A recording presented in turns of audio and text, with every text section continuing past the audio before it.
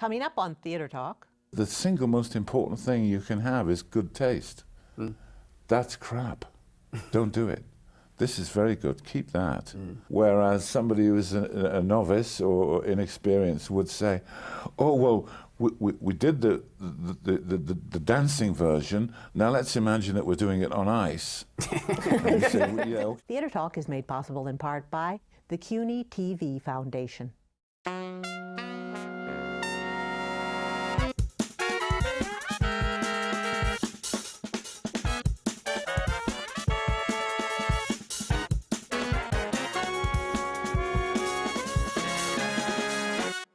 From New York City, this is Theatre Talk. I'm Susan Haskins. And I'm Michael Riedel of the New York Post. So, Michael, we have one of our favorite guests back with us tonight. Absolutely, and one of my oldest friends in New York. When I was a young reporter at Theatre Week magazine, I had the great good fortune to meet one of my idols, John Simon, who was then the drama critic for New York Magazine. He is now the drama critic for the Westchester Guardian, and he has a very fine blog, John, called John Simon Uncensored. Well, actually, the blog is called Uncensored John Simon. Uncensored. Now, John, how many years have you been a theater critic? What are we going on now? Oh, God. 60? Oh, I mean, I can remember things that almost no living being Can remember. Yeah.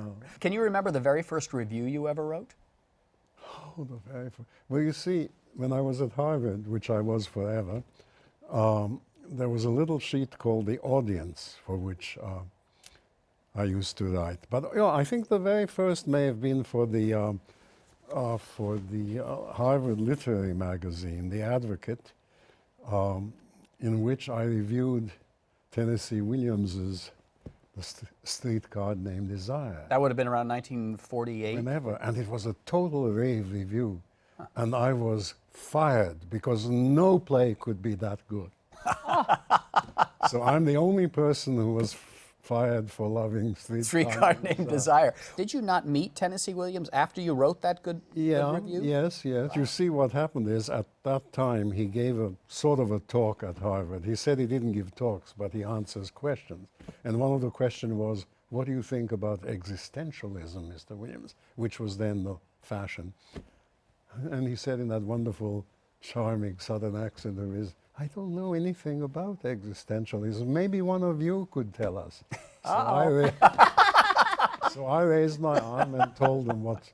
He says, well, if it is that, I was an existentialist when I was 10 years old. What did you say to him? What was your answer when you were that? It was at least 2 paragraphs of Edward Albee, you know, real paragraphs. Then he invited me to have lunch with him at the Ritz. Whether it was for my brains or for my good looks, I don't know. So I came, and he opens the door, and he's wearing pajamas and a loosely unbuttoned dressing gown, robe. And I said, oh my God, I better watch out. You're going to be Blanche Dubois. So we sat down to eat, and he was very forthcoming. And I said, I have to keep talking about women. That's my only protection. And I did. But it was Armistice Day, as it was called in those days. And there were all these tanks lined up outside the Ritz, ready for the Armistice Day parade.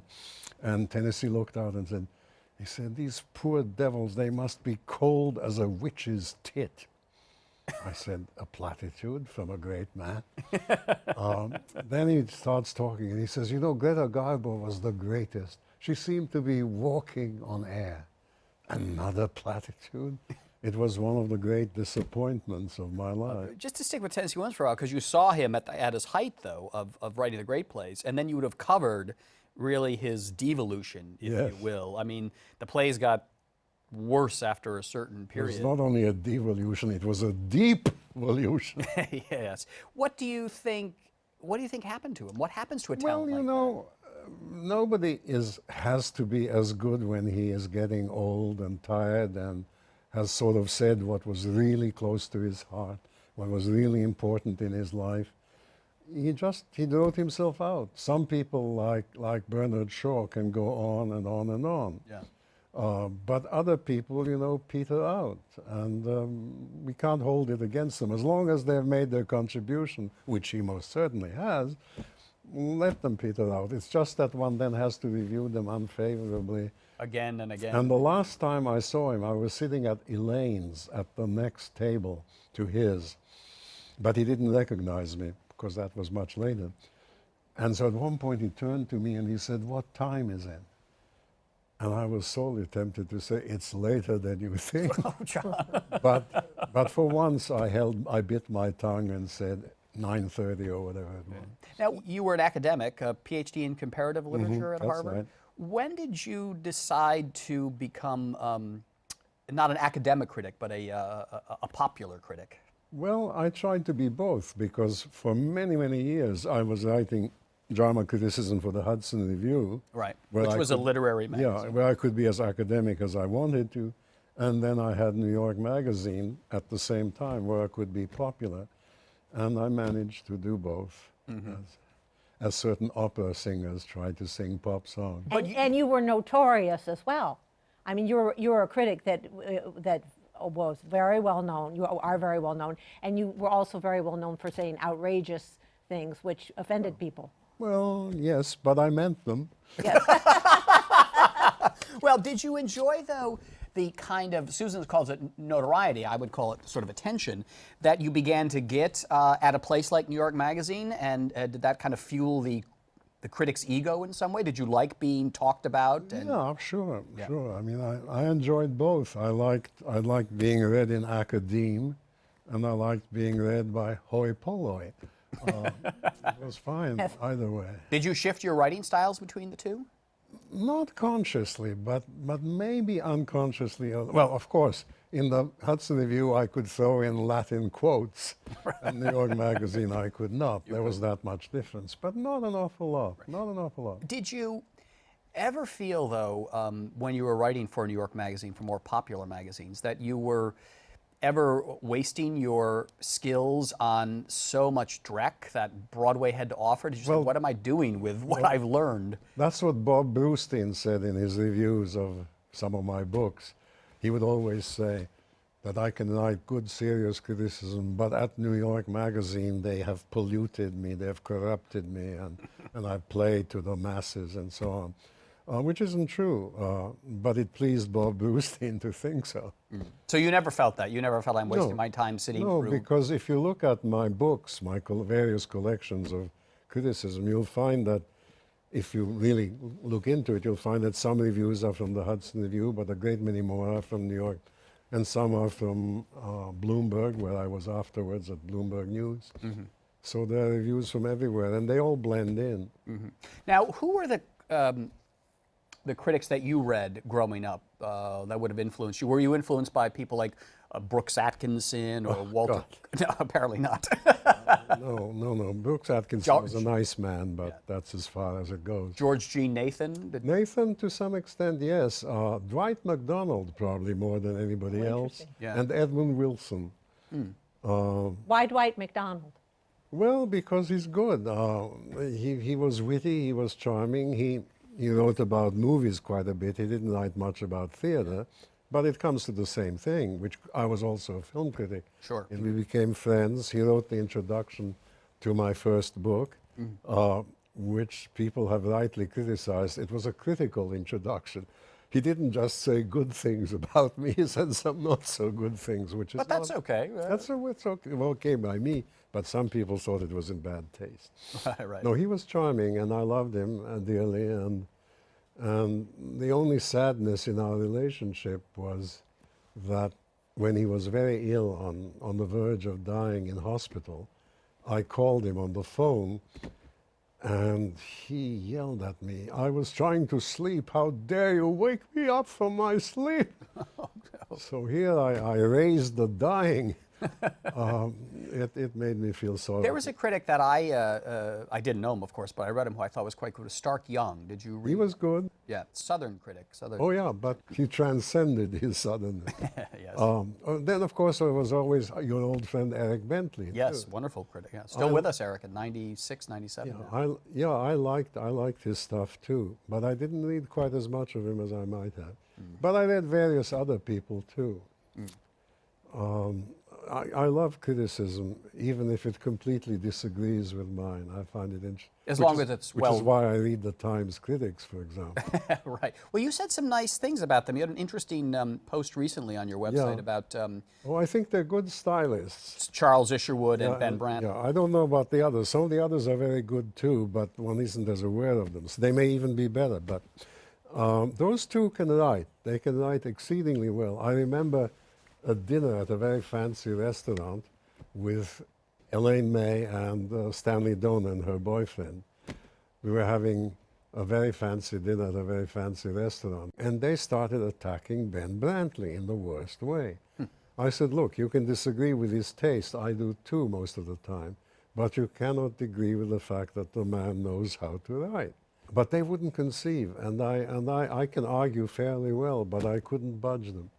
But you disagree with sometimes with the taste that... Oh, the Brantley taste, yes. We Charles see. I did. said in this piece in my blog that there are three things you need as a critic.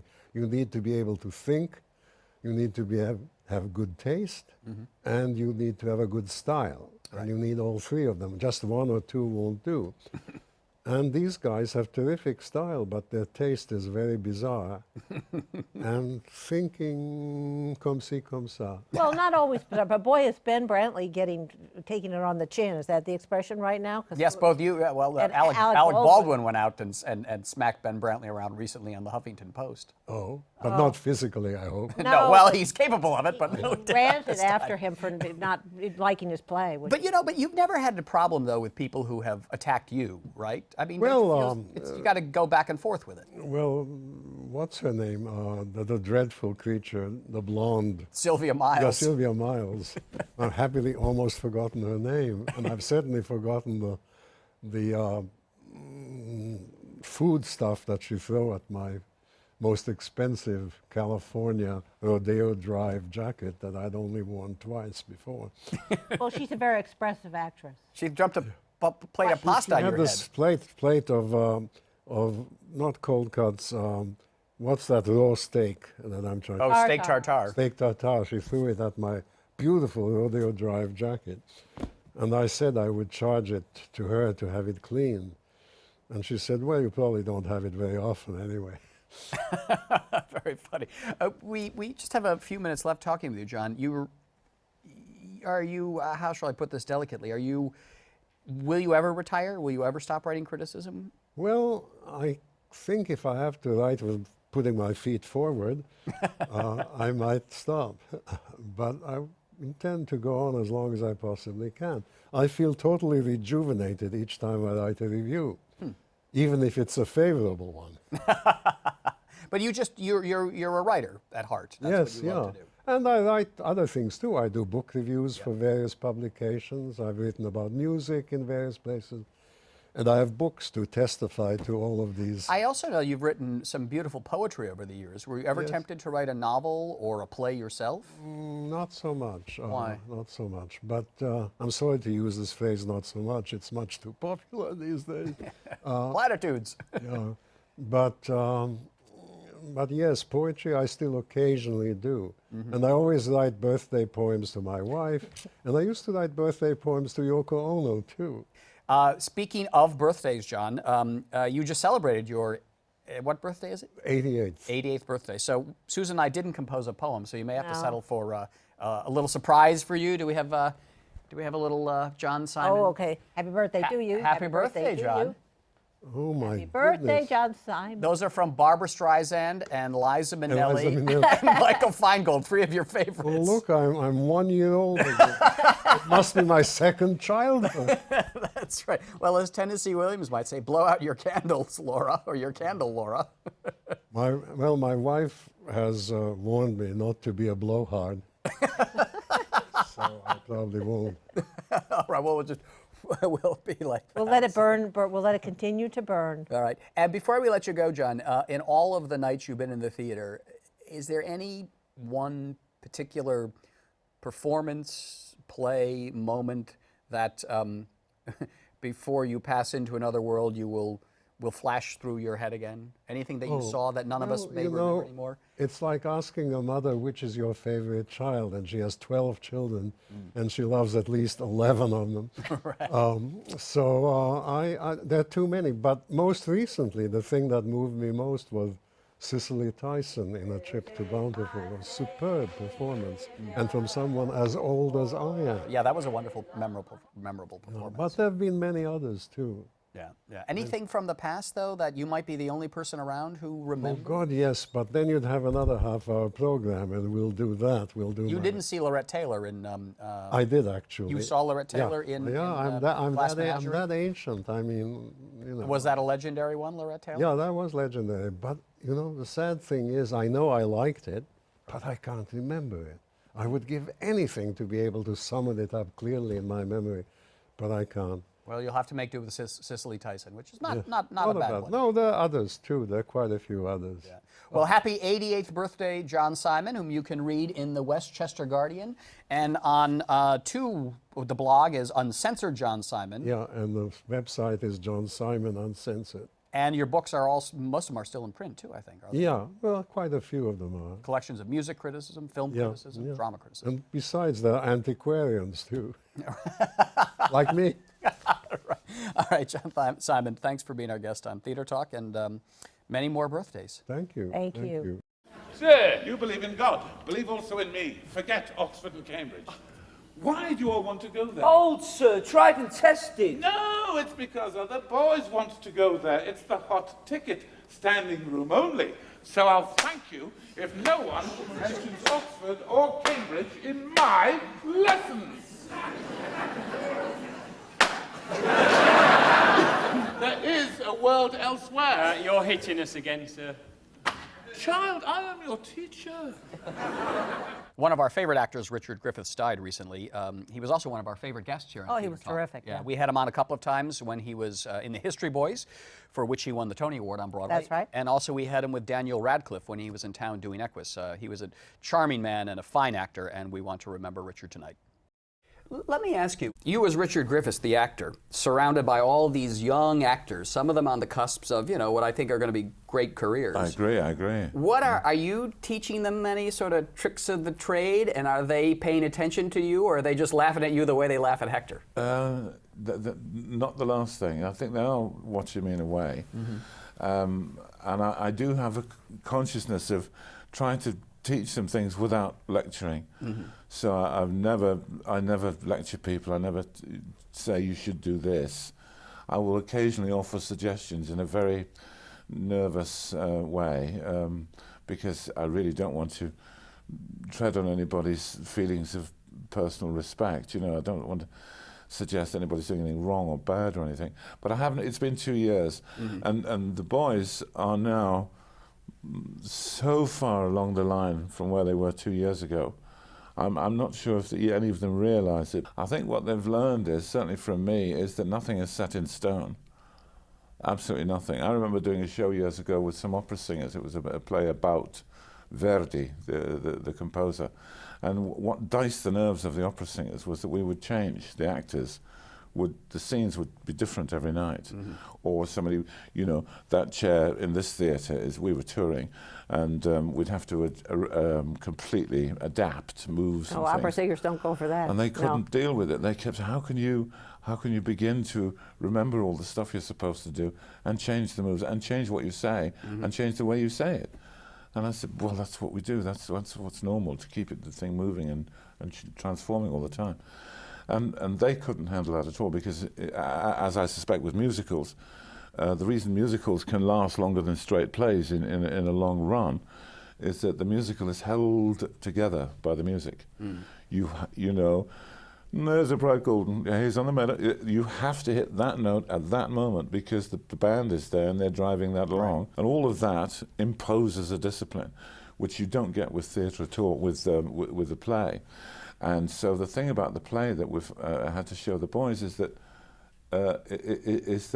it's about trying to reinvent the situation, the scene, every single time you do it. But without, I mean, isn't there the danger, though, with the young actors, though, that they're reinventing a little too much, having a little too fun. They get a little too loose because they know it well, and they're young and they're boisterous, and they can fool around a little bit. That's very good, isn't it? That's exactly right. I mean, no, but that's true, because you have to learn the difference between what works and what doesn't. The single most important thing you can have is good taste. That's crap. Don't do it. This is very good. Keep that. This is terrible. That's so boring. Let's get rid of all of that. Oh, this is interesting. Let's put that there and hang on to that. Now we've got those two. Let's look for another quality. Do you see what I'm saying? That to me, that's the exercise of good taste. Whereas somebody who is a novice or inexperienced would say, "Oh well, we did the dancing version. Now let's imagine that we're doing it on ice." And you say, well, "Yeah, okay. Wait a minute. When you did the dancing version, was there any bit of it, any slice of it, any sliver of it that you thought was fabulous?" "Oh yeah, there was a bit when we did that." I said, "All right, just keep that. Let's forget the rest. Let's not go to the skating rink now." That's acting. You see, that's the difference, yeah. And that's what those boys have got to be learning from someone such as yourself. You see, it's what the Stanislavsky thing was all about. I mean, when people talk to students about acting, I find it very difficult sometimes, because the thing about Stanislavsky was he was a furrier. A furrier, yeah. A furrier who was nuts about the theatre. I mean, nuts about the theatre.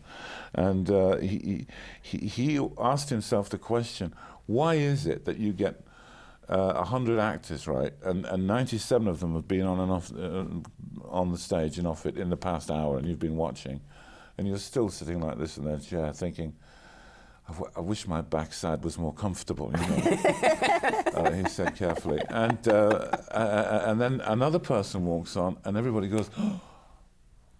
The pain goes why away. does that happen? Why does that happen? And what it is that and for him it was star quality. That was star quality. Somebody walks on, they haven't said anything yet. You're already interested. Yeah. Something's going on. And his whole method, the Stanislavskian system, was aimed at reproducing that. What is it the stars do, or people with star quality do, that you can replicate? Do you see? So it's not even the same creature, but it looks like the same creature. Because his whole system was aimed at getting perfectly ordinary, boring actors, to have acting power. That's a tough call, yeah. Well, I've been doing this 36 years for money now. Or they've been paying you that long. You know, a perfectly ordinary person such as yourself. A perfectly ordinary person such as myself. Is a Broadway star. Right. But well, what it's about, the whole focus of that, is that to me, it's about what I would describe as a cascade of detail. And to get very similitude, I mean, what I've discovered just doing this play, I've made lots of discoveries, you know. For all I've been doing it over 30 years, I mean, on the first night that we opened, I had a new idea about one scene.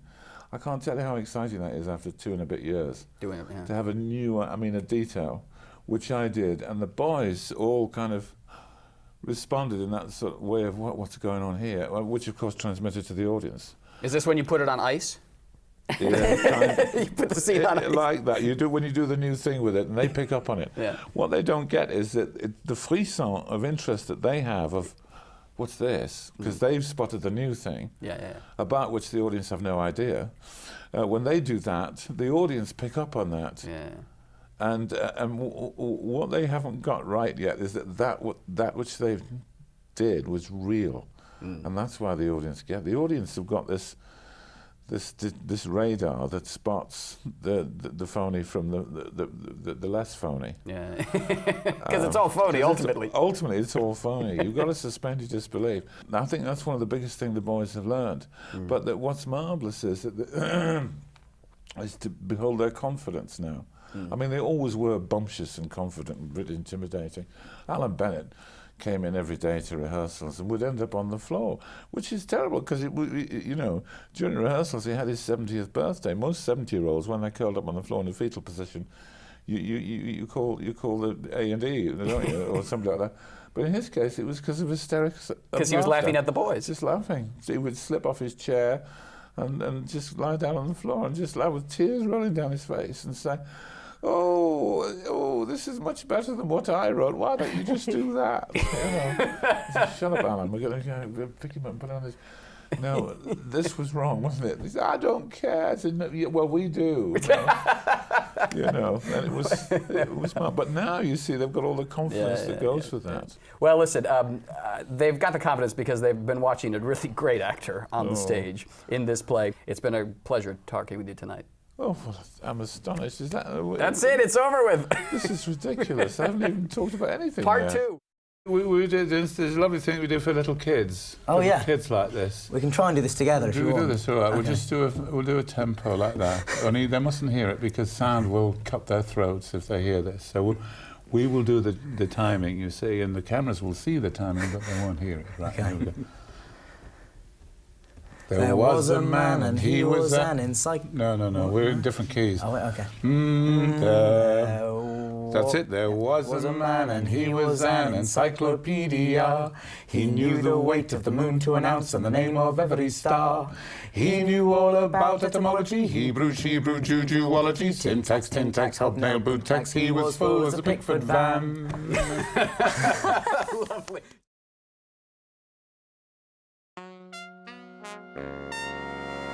Our thanks to the Friends of Theatre Talk for their significant contribution to this production. Theatre Talk is made possible in part by the Frederick Lowe Foundation, the Eleanor Naylor Dana Charitable Trust, the Corey and Bob Donnelly Charitable Fund, the Noel Coward Foundation, Carrie J. Fries, the Dorothy Strelson Foundation, the New York City Department of Cultural Affairs, and the New York State Council on the Arts, a state agency.